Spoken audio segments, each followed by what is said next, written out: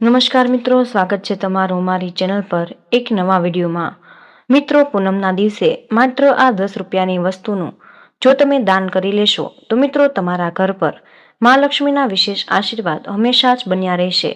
મિત્રો, આ મહિનાની પૂર્ણિમાની તિથિ 12 મેના રોજ છે। આ પૂર્ણિમાના દિવસે 144 વર્ષ પછી એક શુભ સંયોગ બની રહ્યો છે, કારણ કે આ દિવસે સ્નાનને દાનનું ખૂબ જ વિશેષ મહત્વ છે। ઉપરાંત જ આ દિવસે સત્યનારાયણ કથા સાંભળવાની ખૂબ જ મોટી પરંપરા છે। જો તમે કોઈ વ્યક્તિ આખા મહિના દરમિયાન ગંગામાં સ્નાન કરી શકતા નથી તો તેણે આ મહિનાની પૂર્ણિમાના દિવસે ગંગામાં સ્નાન કરવું જોઈએ। અને મિત્રો, આનાથી તમારા જીવનમાં સુખ અને સમૃદ્ધિ વધે છે। હિન્દુ ધર્મમાં પૂર્ણિમા તિથિને ખૂબ જ શુભ દિવસ માનવામાં આવ્યો છે। પૂર્ણિમા તિથિને ખૂબ જ મહત્વપૂર્ણ માનવામાં આવે છે। અને મિત્રો, આ દિવસે પવિત્ર નદીમાં સ્નાન કરવાનું, વિધિ પ્રમાણે ભગવાન વિષ્ણુની પૂજા કરવાનું અને દાન કરવાનું મહત્વ છે। આ ઉપરાંત આ દિવસે વ્રત રાખવાની પણ પરંપરા છે। મિત્રો, એવું માનવામાં આવે છે કે આ દિવસે દાન કરવાથી અનેક ગણું પુણ્ય ફળ મળે છે। તે સાથે જ જો તમે તમારી રાશિ પ્રમાણે દાન કરશો તો મિત્રો ભગવાન વિષ્ણુ અને માતા લક્ષ્મીની વિશેષ કૃપા તમારા પર વરસશે અને કુંડળીના ગ્રહદોષો પણ દૂર થઈ જશે। તેમજ મિત્રો, તે સાથે જ આ દિવસે અમુક વસ્તુઓનું દાન ન કરવું જોઈએ, નહીંતર ઘરમાં અશાંતિ અને દરિદ્રતા આવી જાય છે। તે વિશે પણ જાણી લઈએ। તેથી જ આ વિડીયોને એક લાઇક કરી કમેન્ટ બોક્સમાં જય માં લક્ષ્મી, જય શ્રી વિષ્ણુ જરૂરથી લખી દેજો અને ચેનલને સબસ્ક્રાઇબ કરજો। વિડીયોને ખાસ કરીને અંત સુધી જોજો, કારણ કે મિત્રો અધૂરી માહિતી ખૂબ જ નુકસાનકારક છે। મિત્રો, પૂર્ણિમાના દિવસે બ્રહ્મ મુહૂર્તમાં ઉઠી જવું અને સ્નાન વગેરે જેવા કાર્ય કરીને ભગવાન વિષ્ણુ તેમજ લક્ષ્મી માતાની પૂજા અર્ચના કરવી જોઈએ। તેમજ મિત્રો, વિષ્ણુ ભગવાનને પંચામૃતથી અભિષેક કરાવવો જોઈએ। આના પછી ગોપીચંદન અને હળદરનું તિલક કરવું। વિષ્ણુ ભગવાન તેમજ લક્ષ્મી માતાને ફૂલ, તલ, ચોખા, ચંદન અને હળદર, તુલસીના પાન અર્પણ કરવા જોઈએ। એની સાથે જ એક ઘીનો દીવો અર્પણ કરવો અને તમારે પોતાના મનની જે પણ મનોકામના હોય એનું તમારે સ્મરણ કરીને ભગવાન વિષ્ણુ તેમજ લક્ષ્મી માતાને પ્રાર્થના કરવી જોઈએ અને રાત્રે ચંદ્રમાને અધ્ય આપીને વ્રતની વિધિ પૂર્ણ કરવી। મિત્રો, હવે જાણીએ કે આ દિવસે કઈ શુભ વસ્તુઓનું દાન કરવું જોઈએ જેથી માતા લક્ષ્મી અને ભગવાન વિષ્ણુના વિશેષ આશીર્વાદ આપણને પ્રાપ્ત થઈ શકે। અનાજ સૌપ્રથમ છે। અનાજનું દાન માનવામાં આવે છે। મિત્રો, આ દાન છે એ બહુ જ શુભ માનવામાં આવે છે। જો તમે મિત્રો તમારા ઘરના આંગણે પૂર્ણિમાના દિવસે કોઈ પણ બ્રાહ્મણ દક્ષિણા લેવા આવે છે તો તમારે તેને અવશ્ય જ કોઈ પણ અનાજનું દાન કરવું જોઈએ। મિત્રો, અનાજમાં તમે ઘઉં, બાજરો અથવા તો ચોખાનું દાન કરી શકો છો। જો તમે આ દિવસે આ વસ્તુનું દાન કરો છો તો મિત્રો બહુ શુભ માનવામાં આવે છે। તો મિત્રો, જો તમે આ 7 પ્રકારના અનાજનું દાન કોઈ પણ જરૂરિયાતમંદ વ્યક્તિને અથવા તો કોઈ બ્રાહ્મણને પૂર્ણિમાના દિવસે કરો છો તો મિત્રો તમારા જીવનની બધી જ સમસ્યામાંથી તમને છુટકારો મળશે અને તમારી બધી જ મનોકામના પૂર્ણ થઈ શકશે। મિત્રો, પૂર્ણિમાના દિવસે જો તમે કોઈ પણ ગરીબ વ્યક્તિને દાન કરો છો તો સૌથી વધુ શુભ અને મંગલકારી માનવામાં આવે છે। મિત્રો, આ વસ્તુ કરવાથી તમારા કુળદેવી છે એ પણ પ્રસન્ન થઈને તમારા પર બંને હાથોથી કૃપા વરસાવે છે। તેમજ પૂર્ણિમાના દિવસે ઘીનું દાન કરવું જોઈએ, તે વધુ શુભ માનવામાં આવે છે। મિત્રો, એવું મનાય છે કે આ દાન કરવાથી શરીર સ્વસ્થ રહે છે। સાથે જ આ દિવસે જો તમે બાજરાનું દાન કરો છો તો તે પણ બહુ જ શુભ મનાય છે। મિત્રો, બાજરાનું દાન છે એ તમે જો કોઈ બ્રાહ્મણ અથવા તો જરૂરિયાતમંદ વ્યક્તિને કરો છો તો મિત્રો માતા લક્ષ્મી છે એ પણ તમારાથી પ્રસન્ન થઈ જાય છે। તેમજ મિત્રો, બીજી વસ્તુ છે એ ગોળ। મિત્રો, જો તમે આ પૂર્ણિમાના દિવસે ગાય માતાને રોટલીની સાથે ગોળ ખવડાવો છો તો તે વધુ શુભ અને મંગળકારી માનવામાં આવે છે। મિત્રો, ગાય માતાને આપણા હિન્દુ ધર્મશાસ્ત્રમાં કામધેનુ તરીકે પણ ઓળખવામાં આવે છે। એટલે કે મિત્રો, ઈચ્છાઓની પૂર્તિ કરનારી ગાયને કામધેનુ ગાય તરીકે પણ ઓળખવામાં આવે છે। આથી જો તમે મિત્રો આવા શુભ પર્વ ઉપર ગાય માતાને રોટલીની સાથે ગોળ ખવડાવો છો તો મિત્રો તમને 33 કરોડ દેવતાની કૃપા પ્રાપ્ત થઈ શકે છે, જેથી મિત્રો તમારા ઘરમાં જે પણ ગરીબી છે એ સાવ સમાપ્ત થઈ જાય છે અને તમારા ઘરમાં જે પણ દોષ હોય, જેવા કે વાસ્તુ દોષ, શનિ દોષ, મંગળ દોષ અથવા તો કુંડળી દોષથી તમને છુટકારો મળી શકે છે। અને મિત્રો, જો તમારી કુંડળીમાં સૂર્ય અને શનિ ખરાબ સ્થિતિમાં હોય તો મિત્રો આ દિવસે ગોળ અને તલનું દાન કરવાથી શનિ અને સૂર્યની સ્થિતિ સારી થઈ શકે છે. તેમજ મિત્રો જો તમારી ઉપર શનિની સાડાસતી અને દયાનો પ્રભાવ હોય તો મિત્રો તમારે પૂર્ણિમાના દિવસે કાળા તલને તાંબાના પાત્રમાં ભરીને કોઈ પણ ગરીબ વ્યક્તિ અથવા તો કોઈ બ્રાહ્મણને અવશ્ય જ દાન કરી લેવું જોઈએ. મિત્રો આવું કરવાથી તમને શનિદેવના આશીર્વાદ પ્રાપ્ત થશે. તેમજ મિત્રો પૂર્ણિમાના શુભ દિવસ ઉપર મીઠાનું દાન કરવું એ પણ શુભ માનવામાં આવે છે. મિત્રો મીઠું દાનમાં આપવાથી અનિષ્ટોનો નાશ થઈ શકે છે. તેમજ તમારી ઉપર જો પણ કોઈ ખરાબ વસ્તુનો પડછાયો હોય અને કોઈ તમારો ખરાબ સમય ચાલી રહ્યો હોય તો પણ તે સમાપ્ત થઈ જાય છે.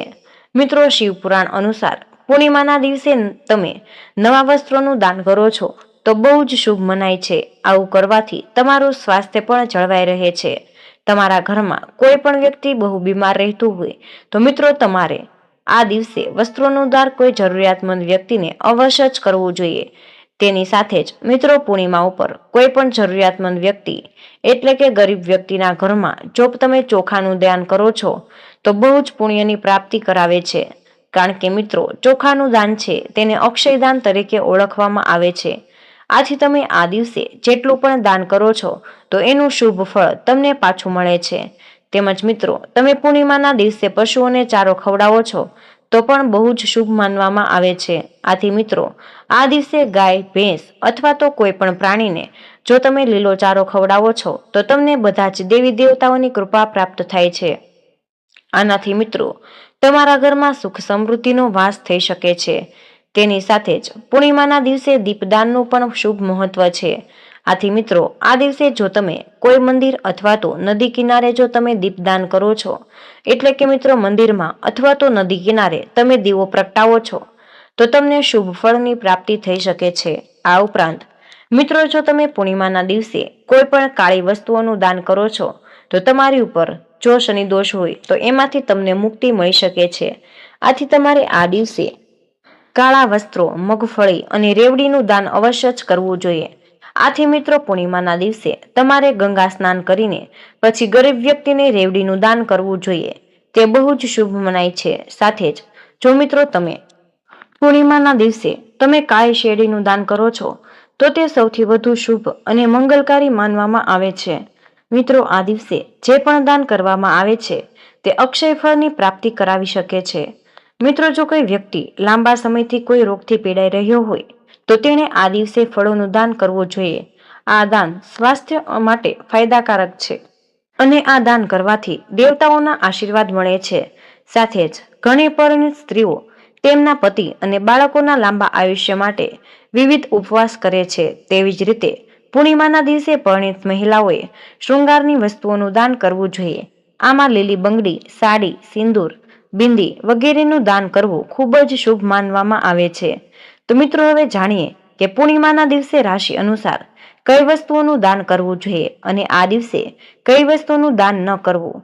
તો મિત્રો મેષ રાશિના જાતકોએ ઘઉં, ગોળ, ચણા અથવા તાંબાની બનેલી કોઈ પણ વસ્તુઓને પૂર્ણિમાના દિવસે લાલ રંગના કપડામાં રાખીને દાન કરવું જોઈએ.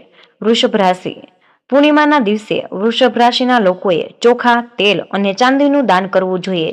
જેનાથી કુંડળીમાં ચંદ્રની સ્થિતિ મજબૂત બને છે અને ચંદ્રદોષમાંથી મુક્તિ મળે છે. મિથુન રાશિ પૂર્ણિમાના દિવસે મિથુન રાશિના લોકો પોતાની ક્ષમતા મુજબ જરૂરિયાતમંદ લોકોને લીલા શાકભાજી, ફળ અથવા તો પન્ના રત્નનું દાન પણ કરી શકે છે. હવે આવે છે કર્ક રાશિ. કર્ક રાશિવાળા લોકોએ આ દિવસે તેમની ક્ષમતા મુજબ ચાંદી, પિત્તળ, દૂધ અથવા મોતીના ઘરેણા દાન કરી શકે છે. આમ કરવાથી તમને જીવનમાં ઘણા બધા લાભ થશે. સિંહ રાશિ મિત્રો પૂર્ણિમાના દિવસે સિંહ રાશિવાળા લોકોએ ગરીબોને લાલ રંગની વસ્તુઓનું દાન કરવું જોઈએ. આમ કરવાથી જીવનમાં સુખ સમૃદ્ધિ જળવાઈ રહે છે. કન્યા રાશિના જાતકોએ પૂર્ણિમાના દિવસે લીલા શાકભાજી અથવા લીલા રંગના કપડાનું દાન કરી શકે છે. તેનાથી જ તમે જીવનની પરેશાનીઓમાંથી મુક્તિ મેળવી શકો છો.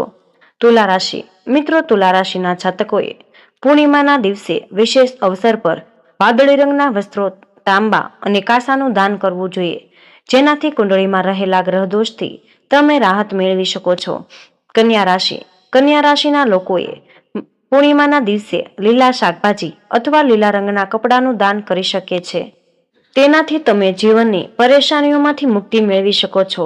તુલા રાશિ. મિત્રો, તુલા રાશિના જાતકોએ પૂર્ણિમાના વિશેષ અવસર પર વાદળી રંગના વસ્ત્રો, તાંબા અને કાંસાનું દાન અવશ્ય જ કરવું જોઈએ, જેનાથી કુંડળીમાં રહેલા ગ્રહ દોષોથી તમે રાહત મેળવી શકો છો. વૃશ્ચિક રાશિ. મિત્રો, વૃશ્ચિક રાશિના લોકોએ મસૂર, ગોળ અને લાલ ચંદનને લાલ કપડામાં લપેટીને પૂર્ણિમાના દિવસે દાન કરવું જોઈએ. મિત્રો, ધન રાશિ. મિત્રો, ધન રાશિના જાતકોએ પૂર્ણિમાએ પીળા ફૂલને પીળા કપડામાં લપેટી સાથે જ પીળી મીઠાઈનું દાન કરવું જોઈએ. તમે પીળા રંગના કપડાં પણ દાન કરી શકો છો. મિત્રો, મકર રાશિ. પૂર્ણિમાએ મકર રાશિના જાતકોએ વાદળી રંગની વસ્તુઓ, વાદળી વસ્ત્રો, વાદળી ફૂલોનું દાન કરવાથી શનિ પ્રસન્ન થઈ જાય છે અને સાધક તેમની પર દયાળુ નજર રાખે છે. કુંભ રાશિ. કુંભ રાશિના લોકોએ પૂર્ણિમાના વિશેષ અવસર પર ગરીબોને ભોજન અને વસ્ત્રોનું દાન કરવું જોઈએ. આમ કરવાથી તમને શુભ ફળ મળી શકે છે. મીન રાશિ. મિત્રો, મીન રાશિવાળા લોકોએ પૂર્ણિમાના દિવસે પીળી વસ્તુઓ, પુસ્તકો અને મધ વગેરેનું દાન કરવું.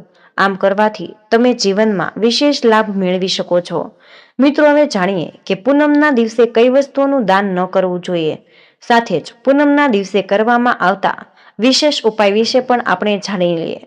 મિત્રો, ભલે પૂર્ણિમાના દિવસે કાળા તલનું દાન કરવામાં આવે છે, પરંતુ આ દિવસે કાળા રંગના કપડાનું દાન ન કરવું. ખરેખર સનાતન ધર્મમાં કાળા રંગને નકારાત્મકતાનું પ્રતીક માનવામાં આવે છે. એવું કહેવાય છે કે પૂર્ણિમાના દિવસે આ રંગના કપડાનું દાન કરવાથી જીવનમાં દુર્ભાગ્ય આવે છે. જ્યોતિષ શાસ્ત્ર અનુસાર પૂર્ણિમાના દિવસે ભૂલથી પણ તેલનું દાન ન કરવું જોઈએ. આ દિવસે તેલનું દાન કરવું ખૂબ જ અશુભ માનવામાં આવે છે. એવું કહેવાય છે કે આ દિવસે તેલનું દાન કરવાથી સ્વાસ્થ્ય સંબંધિત સમસ્યાઓ થઈ શકે છે. આ ઉપરાંત તે વ્યક્તિના કાર્યો પર ખરાબ અસર કરે છે. આવી સ્થિતિમાં પૂર્ણિમાના દિવસે તેલનું દાન કરવું ટાળવું જોઈએ. મિત્રો, પૂર્ણિમાના દિવસે નૂકેલી વસ્તુઓનું દાન ન કરવું. શાસ્ત્રીય પરંપરા અનુસાર પૂર્ણિમાના દિવસે કાતર, છરી વગેરે જેવી તીક્ષ્ણ વસ્તુઓનું દાન ન કરવું જોઈએ. એવું કહેવામાં આવે છે કે તીક્ષ્ણ વસ્તુઓનું દાન કરવાથી નકારાત્મકતા ઉર્જાનો પ્રવાહ વધી જાય છે. મિત્રો, પૂનમના દિવસે જૂના ફાટેલા કપડાં, ક્ષતિગ્રસ્ત વસ્તુઓ અથવા તો બિનઉપયોગી વસ્તુઓનું દાન કરવાનું ટાળવું જોઈએ. હંમેશા જ નવી ઉપયોગી વસ્તુ અને સ્વચ્છ વસ્તુઓનું દાન કરવું. અશુદ્ધ કે અયોગ્ય વસ્તુઓનું દાન કરવાથી પુણ્યને બદલે અશુભ અસર તમારા પર થઈ શકે છે. મિત્રો, હવે જાણીએ કે પૂનમના દિવસે કરવામાં આવતા અન્ય વિશેષ ઉપાયો વિશે, જે તમારે અવશ્ય જ કરવા જોઈએ. મિત્રો, પૂનમના દિવસે તમારે માતા લક્ષ્મીને પ્રસન્ન કરવા માટે આ વિશેષ ઉપાય કરી શકો છો. તેના માટે પૂનમની રાત્રે મહાલક્ષ્મીની પૂજા કરવી અને પૂજામાં 11 અથવા તો 21 કોડીને લાલ કપડામાં બાંધીને માતા લક્ષ્મીને અર્પણ કરવી. પૂજા પછી આ પોટલીને તિજોરીમાં રાખી દો અથવા તો તમે ઘરમાં જ્યાં પૈસા રાખો છો ત્યાં રાખી દો. આ ઉપાય કરવાથી ઘરમાં સુખ અને સમૃદ્ધિ આવે છે.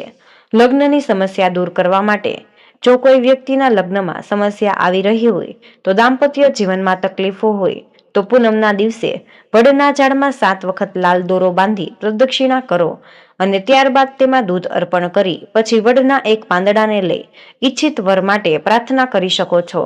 આ પાનને ઘરે લાવી પોતાના રૂમમાં રાખી દો. તરત જ લગ્ન સંબંધિત બાધાઓ દૂર થઈ જશે.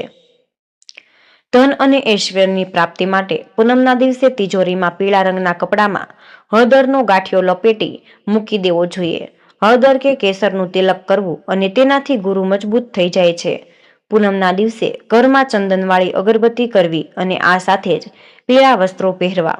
મિત્રો, વાસ્તુ અનુસાર ઈશાન કોણ પર ગુરુ બૃહસ્પતિ આધિપત્ય હોય છે. એટલા માટે પૂનમના દિવસે ઘરના ઈશાન કોણ એટલે કે ઉત્તર પૂર્વ દિશાને સાફ કરવી અને પછી તેના પર હળદર અને પાણી નાખીને લેપ કરો. ત્યાં ઘીનો દીવો પ્રગટાવો. આવું કરવાથી ઘરમાં સુખ અને સમૃદ્ધિ વાસ રહેશે. મિત્રો, પૂનમના દિવસે શ્રીમદ ભગવદ્ ગીતાનો પાઠ કરવો અને ગૌ માતાની સેવા કરવી. આ ઉપાય કરવાથી ઘરમાં સુખ, શાંતિ અને સમૃદ્ધિ પ્રાપ્ત થાય છે. કેસરના થોડા તાતણા લઈને ગંગાજળમાં ઘોળીને પૂનમના દિવસે માંડીને 4 દિવસ સુધી તેનું તિલક કરવું. આ ઉપાય કરવાથી એકાગ્રતા વધશે અને સ્મરણ શક્તિમાં પણ વૃદ્ધિ થશે. જો નોકરી પ્રાપ્ત કરવામાં મુશ્કેલી પડી હોય તો પૂનમના દિવસે કોઈ સુમસાન જગ્યાએ અથવા તો કોઈ 4 રસ્તા પર જઈને સિક્કો જમીનમાં દબાવી દો. આ ક્રિયા કર્યા બાદ પાછળ ફરીને ન જોવો. જો આપના લગ્નમાં વિઘ્ન આવતા હોય અથવા તો વિવાહમાં વિલંબ થઈ રહ્યો હોય તો પૂનમના દિવસે લક્ષ્મીનારાયણના મંદિરે જઈને 2 કેળાના છોડ અર્પણ કરો. શીઘ્ર વિવાહના યોગ બનવા લાગશે. પૂનમની સાંજે તુલસીના છોડ પાસે દેશી ઘીનો દીવો અવશ્ય જ પ્રગટાવો. આવું કરવાથી માતા લક્ષ્મી અને ભગવાન વિષ્ણુ પ્રસન્ન થઈ જાય છે. પૂનમના દિવસે પીપળાના ઝાડમાં મૂળમાં જળ ચડાવો. એવું કહેવાય છે કે આમ કરવાથી ધનની દેવી મા લક્ષ્મી પ્રસન્ન થાય છે અને આશીર્વાદ તમારા પર રહે છે. માનસિક શાંતિ માટે પૂનમની રાત્રે ચંદ્ર ઉગે પછી ચંદ્રને જળ અર્પણ કરવું અને તાંબાના લોટામાં શુદ્ધ પાણી, દૂધ, સફેદ ફૂલ અને ચોખા નાખવા. પછી ચંદ્રદેવના મંત્રનો જાપ કરીને જળ અર્પણ કરવું જોઈએ. મિત્રો, આ ઉપાય કરવાથી માનસિક શાંતિ મળી શકે છે. તો મિત્રો, આ તમારા માટે ખૂબ જ મહત્વપૂર્ણ માહિતી છે અને કમેન્ટ બોક્સમાં જય શ્રી કૃષ્ણ અવશ્ય લખી દેજો. તમને વિનંતી છે કે હજુ સુધી વિડીયોને લાઇક ન કર્યો હોય તો વિડીયોને લાઇક કરી અમારી ચેનલને સબસ્ક્રાઇબ જરૂર કરજો. જય શ્રી કૃષ્ણ. રાધે રાધે. ધન્યવાદ. વિડીયોને અંત સુધી જોવા બદલ તમારો ખૂબ ખૂબ જ આભાર.